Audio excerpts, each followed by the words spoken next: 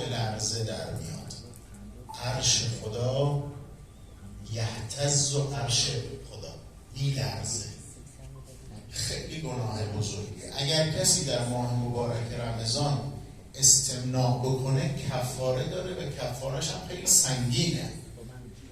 یعنی بعد از ماه مبارک رمضان برای یک روزی که استمناء کرده باید هم 61 روز روزه بگیره و هم به 60 فقیر غذا بده و توبه هم باید بکنه طبیعتا.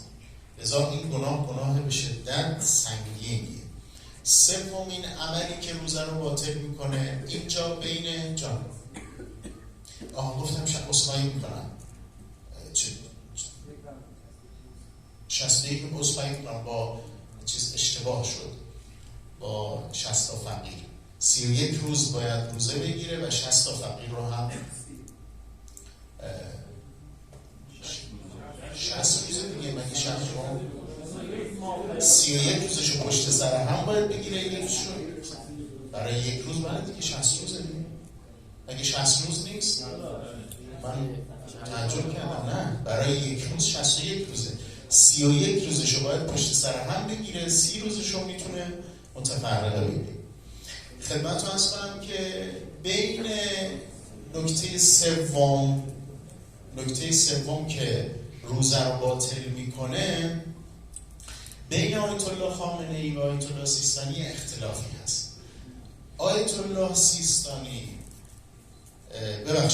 خامنه ای میفرماید دروغ بستن به خدا و همه پیامبران و معصومان، فرقی نمیکنه. خدا و همه پیامبران از حضرت آدم تا حضرت خاتم و بقیه معصومین 14 معصوم روزه رو باطل میکنه. این نظر آیت الله خامنه ایه. ولی آیت الله سیستانی نظرشون متفاوته.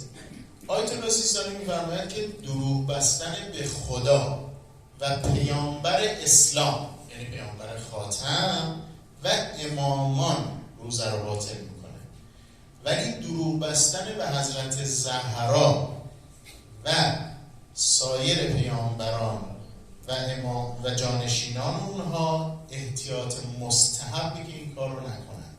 و یعنی در واقع اگر کسی مثلا چجوری دروغ بگه یقین داره که این روایت از حضرت زهرا نیست، مثلا یقین دارم این روایت از حضرت زهرا نیست ولی من به اسم حضرت زهرا میگم حضرت زهرا چنین در روایت فرمود و یقین دارم که حضرت زهرا چنین نفرموده.